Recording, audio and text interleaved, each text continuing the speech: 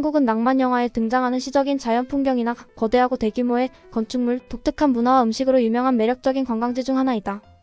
한국이 부럽다 정말. 사상 교육받은 중국계 미국 가족 한국에 빠진 이유.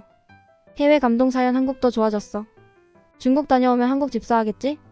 한국의 인기 맛집을 찾은 여행객이 무언가 의아한 듯 주변을 살펴보고 있습니다. 그러다 가게 앞에 무언가를 보더니 눈이 튀어나올 만큼 커지는데요. 과연 무슨 일이 있던 것인지 사연을 한번 같이 보시죠. 안녕하세요. 저는 로절린드 챙이라고 합니다. 이름이 좀 특이하죠? 저는 중국계 미국인 이민 3세이며 얼마 전 성인식을 마쳤지만 아직 성인이라고 말하기에는 조금은 어설프고 부족한 신념을 갖고 있어 생각을 하고 있었습니다. 하지만 얼마 전 뜻하지 않은 사건을 계기로 저는 제가 갖고 있어야 할 신념이 어떤 것인지 잘 알게 되었습니다. 저희 조 부모님은 아직도 공산주의에 빠져 있으며 부모님 역시 어려서부터 그런 교육을 받고 자라 끝없는 중화 사상에 빠져 저에게도 그런 것을 강요하기도 하셨죠. 하지만 다행히도 학교는 중국 사람들을 위한 학교가 아닌 일반적인 미국 사람들이 다니는 학교를 갈 수 있었고 좋은 선생님과 친구들을 만나 제가 무언가 잘못되었다는 것을 알게 되었답니다. 그런 상황에 놓여있던 저는 해가 떠 있을 때는 미국의 사상을 배워야 했고 기가 후에는 중화 사상을 주입당하는 상황에 이르게 되면서 어떤 것이 정상이란 것을 제대로 이해하지 못한 상태로 성인이 되었던 겁니다. 하지만 얼마 전 조 부모님의 실수로 인해 저는 중화 사상을 버릴 수 있는 계기가 만들어졌죠. 저희 가족은 제가 성인이 된 기념으로 여행을 가기로 했고 목적지는 조부모님의 고향인 중국과 제가 좋아하는 한국이었으며 그곳에서 많은 것을 배울 수 있었습니다. 처음 도착한 중국의 모습은 여러 가지 의미로 재밌고 기분이 나빴는데요. 길거리에서 보이는 모습이나 더러운 거리 같은 것은 어차피 차이나타운에서 보이는 모습과 크게 다르지 않다는 생각이 들어 그냥 그러려니 넘길 수 있었지만 다른 면에서 많은 것들이 비교가 될 수밖에 없는 상황에 저는 확실히 알 수 있었죠. 조부모님은 아마도 중국을 오게 되면 제가 한류를 더 좋아하지 않고 중국의 문화를 더 좋아할 것이라고 생각을 하셨던 것 같았고 그러한 것들은 처음 보는 위풍당당한 조부모님의 모습으로 확인이 가능했습니다만 그런 것은 패착이 되어 찾아왔고 결국은 이 지경이 되었죠. 제가 처음 느껴본 중국 사람들의 모습은 생각보다 신기했습니다. 저는 어렸을 적부터 조부모님이나 부모님이 중국어를 사용하여 대화를 하기 때문에 중국어를 배울 수밖에 없었기에 그래서 충분히 중국어로 소통이 가능할 정도는 되지만 놀랍게도 제가 배워온 중국어로 대화를 하려고 하면 못 알아듣는 부분이 있다는 것이었죠. 성조의 차이인가 했지만 조부모님에게 배워 똑같이 사용하고 있는 중국어이기 때문에 그럴 리가 없다고 생각을 했죠. 그것 때문에 답답하게 사기를 당할 것 같은 상황이 많이 생겼고 당황함에 중국에서 여행이 무서워지기 시작했답니다. 나중에 이러한 것들의 원인을 말해주는 조부모님은 당연하다는 듯 이야기하는데 저는 전혀 이해를 할 수 없었습니다. 땅이 넓어 살아온 환경이 달라 서로 사용하는 언어가 다를 수 있다고 말하는데 어이가 없는 게 영어를 모국어로 사용하는 국가들끼리도 소통이 되는데 중국은 같은 땅에 있는 국민끼리 대화가 안 된다는 게 어이가 없었죠. 무언가 바보 같다는 생각을 하게 되었고 이걸 당연하게 생각하는 사람들이 너무 큰 문제로 보였죠. 그리고 가끔 서류 작성을 하게 되면 그걸 읽지 못하는 사람들도 있을 정도로 심각했답니다. 그리고 뒤늦게 알아본 걸로는 중국에 꽤나 많은 문맹들이 있다는 사실도 알 수 있었죠. 물론 중국어라는 게 배우기에 쓸데없이 어렵다는 것은 알고 있지만 이건 좀 도가 지나친 정도를 지나 꽤나 위험한 상태라는 생각이 들었죠. 그렇게 불편함을 넘어 불쾌함까지 만들어진 저는 외부 활동보다는 숙소 안에서 크게 안 움직이게 되었고 그 과정에서도 불편한 상황은 계속해서 이어졌습니다. 아무리 불쾌함이 가득한 나라에 있다고 해도 식사는 해야 했기에 숙소에서 배달을 시켜 먹을 수밖에 없었는데 항상 배달을 시킬 때마다 단 한 번도 제대로 온 적이 없었습니다. 비슷한 음식에 다른 재료로 만든 음식이 오기도 하고 비슷한 이름의 다른 음식이 오는 경우도 있었으며 가끔은 용기에 담겨있는 양이 줄어들어 있다는 게 확인이 가능할 정도로 많이 줄어서 오는 상황도 자주 보인다는 것을 확인할 수 있었는데 그러한 이야기는 누군가 중간에서 먹었던가 아니면 양을 제대로 채우지 못하고 보냈다는 것이겠죠. 그것 외에도 항상 음식이 약속된 시간에 오지 않고 늦게 오는 경우가 대부분이었고, 배달 음식도 무언가 찝찝한 느낌이 강해지게 되면서 결국 음식 안에서 절대 나오지 말아야 할 것이 나오는 바람에 결국 배달 음식까지 안 먹게 되었죠. 그 당시엔 장을 보고 음식을 해서 먹으면 당연히 지금보다 상황이 좋아질 것이라 생각했는데 그건 저만의 착각이었죠. 수없이 나오는 이물질과 제대로 가공 과정을 거치지 못해 가공육에서는 쇳조각이 나오거나 채소에선 벌레가 나오는 등 생각보다 상황이 심각하다는 생각을 하게 되고, 결국 저는 며칠 남은 중국 여행을 어떻게든 참아보기 위해 노력을 했으며 물만 마시며 지내야만 했죠. 그렇게 결국 남은 시간을 버텨냈고 드디어 한국으로 떠나는 날짜가 되었을 때 저는 거의 기어가다시피 하면서 일절 택시를 타고 이동을 했고, 저는 그 택시에서 중국과는 어떻게든 연을 끊어내야겠다는 생각을 하게 되는 일이 생기게 되었는데, 분명히 우리는 택시비를 어느 정도 확인하고 탑승을 했지만 도착하고 말하는 금액은 미터기에 표시돼 있던 60위안이 아닌 600위안으로 계산을 하는 것을 보곤 더 이상 중국은 답이 없다는 생각을 하게 되면서 큰 싸움이 생기기 전에 그냥 돈을 냈고 빨리 공항으로 가 중국을 떠나는 비행기에 올라타기만을 바라면서 간절히 기도를 하게 되었고, 그런 저의 기도를 들어주는 듯 시간이 빨리 가는 것처럼 흘러 금세 비행기에 올라탈 수 있었지만 거기서 끝나지 않고 일은 또 생기고 말았죠. 우리 가족들이 타는 비행기에 중국의 유명 연예인이 탔다고 하는데 그 과정에서 그들의 생각 없는 팬들이 비행기를 같이 탔던 거고, 비행기가 출발하기 바로 직전에 그 팬들이 내리겠다는 이야기를 하면서 결국 안전상의 이유로 다시 비행기를 내렸다가 2시간 정도 비행기를 점검한 후 비행기가 뜨게 되었는데, 저희 가족을 제외한 다른 중국 사람들은 그러한 것들이 익숙하다는 듯 보였고, 주변에서 하는 이야기로는 이런 일이 자주 생기고 전 세계적으로 비슷한 일을 만들고 있어 항상 문제가 되고 있다고 이야기를 듣고는 정말 사람들이 배운 게 없어 이러는 건가 싶은 생각만 가득했습니다.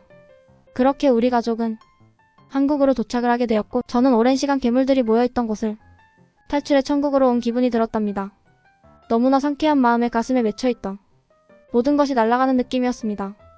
항상 드라마에서만 보던 너무나 고급진 느낌의 인천공항은 며칠간 있던 중국의 엄청나다고 말하는 건물들보다 훨씬 더 쾌적하고 좋은 환경을 만들어주고 있었으며 조금은 그런 마음을 치유받고 있는 것 같은 느낌이 들면서 우리는 숙소로 가기 위해 택시 정류장으로 향했고, 그곳에는 상당히 고급진 느낌의 택시들이 가득 있었고, 거기서 탄 택시는 여러가지 의미로 신기한 점을 느끼게 만들어주었답니다.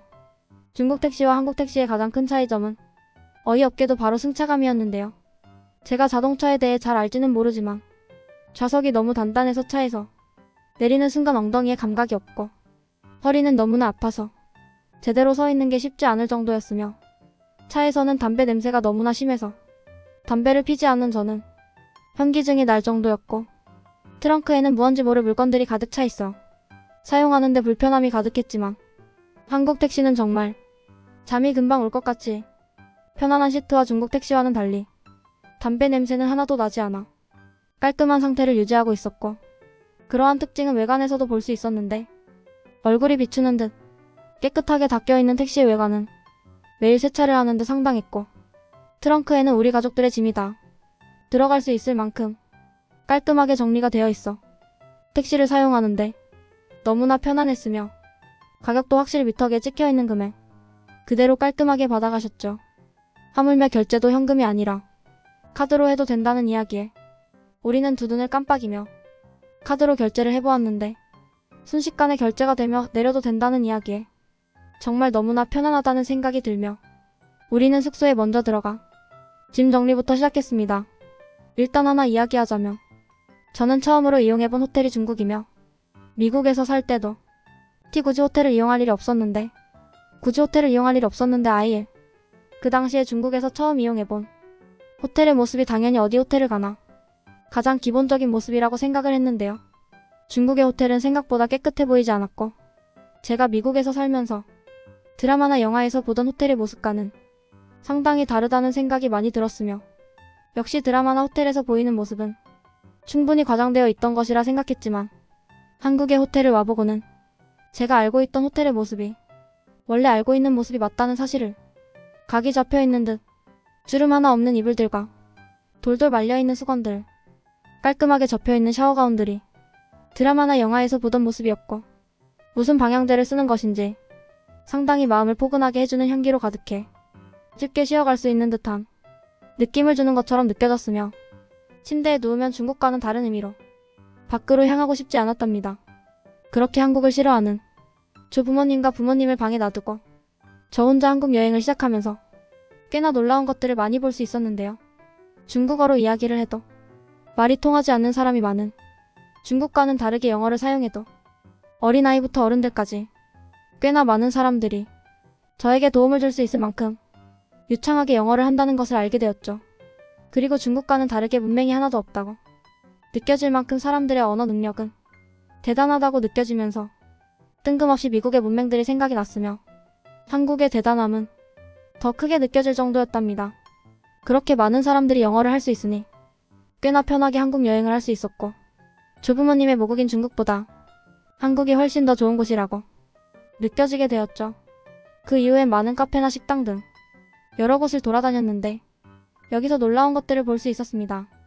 요즘 미국도 디지털 인프라를 위해 많은 것을 노력하는데 그중 가장 집중하고 편하게 할 수 있는 것은 아마도 키오스크라고 생각합니다. 그러한 이유로 도시라고 말하기엔 좀 애매한 제가 사는 곳에도 가끔 키오스크를 볼 수 있으며, 대도시로 나가면 더 자주 볼 수 있죠. 하지만 한국은 거의 대부분의 매장에서 키오스크를 사용하고 있고, 제가 다녀본 많은 매장 중 사람이 결제해주는 시스템을 갖고 있는 곳을 보기란 쉽지 않았죠. 그것 말고 완전히 새로운 것도 몇 가지 있었는데, 가장 처음으로 놀라운 것은 카페에서 많이 사용하고 있는 주문한 메뉴가 나왔다고 알려주는 진동벨이 그러했습니다. 미국에서는 아직도 주문한 메뉴가 다 나오면 소리를 지름으로써 고객에게 안내를 해주거나 모니터에 주문 번호를 표기해서 알리는데, 그러한 것들의 단점은 카운터에서 거리가 좀 있거나 화면을 등지고 있게 되면 주문한 메뉴가 나왔는지 알 수가 없는데, 한국은 그러한 불편함을 줄이기 위해 진동벨을 울려줌으로써 메뉴가 나왔다는 것을 정확히 알려주고 있죠. 이런 편안함은 진동벨에서만 볼 수 있는 것이 아닌데요. 지금 뉴욕이나 LA같이 대도시나 사람들이 많이 모이는 관광지의 맛집이라고 소문난 가게를 찾게 되면 줄을 서서 기다리는 것을 알 수 있죠. 그러다 보니 인도를 막거나 차도까지 줄이 길어져 위험함을 만드는데, 한국은 그러한 사람들을 위해 어플로 대기표를 받거나 가게 앞에 기계를 놓아둠으로써 그곳에 이름과 번호를 써놓게 되면 순서가 되었을 때쯤 연락이 오게 되는 것이었죠. 이게 왜 대단한지 느끼지 못할 수도 있지만, 이런 식으로 알려주게 되면 가게 앞이 북적이는 경우도 없고 줄이 길어져 사람들이 위험함에 노출되는 일이 상당히 많이 줄게 된다는 것입니다. 가게 입장에서도 고객 입장에서도 훨씬 좋은 시스템입니다. 이런 것들이 식당에서만 있는 것이 아닌 백화점이나 쇼핑몰처럼 사람이 많이 모이고 매장 크기에 한계가 있는 곳은 다들 사용하고 있다는 것이죠. 이러한 이유로 저는 한국이 상당히 배려심이 깊고 따뜻한 나라라는 것들을 느낄 수 있었으며, 그리고 이러한 것들은 식당에서도 많이 느낄 수 있었는데, 불편하게 만들지 않지만 부족함 없이 모든 것을 제공해주는 듯한 서비스가 대단하다는 생각이 들었고, 이러한 서비스를 제공하는 대신 받아야 할 팁을 절대 요구하지 않는다는 것을 알 수 있었으며, 단 한 번도 저에게 불편함을 만들어주지 않기 위해 노력하는 것처럼 보였죠. 이러한 것들의 대단함을 느끼면서 저는 호텔로 돌아왔는데 분위기가 살짝 달라져 있다는 것을 알게 되었는데요. 뒤늦게 저에게 이야기를 하시는 것이 참 재밌는 상황이 만들어졌다는 것을 알게 되었습니다. 아무래도 방 안에만 있던 게 답답했던 저희 가족들은 저를 빼고 외출을 하셨고, 호텔 근처 번화가에서 커피나 간단하게 하기 위해 들어갔는데, 그곳에서는 가족들이 어렸을 때부터 배웠던 혹은 보았던 정보들이 잘못되어 있고, 중국의 못난 모습이 한국의 모습과는 너무나 비교가 된다는 것을 느꼈다는 것이었습니다.